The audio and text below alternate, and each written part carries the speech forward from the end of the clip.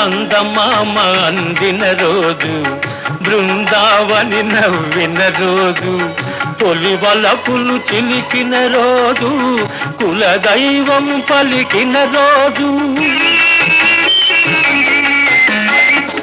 చందమామ అందిన రోజు, బృందావని నవ్విన రోజు, తొలి వలపులు చిలికిన రోజు, కులదైవం పలికిన రోజు, కన్న తల్లి ఆశలన్నీ సన్నజాజులై విరిసిన రోజు.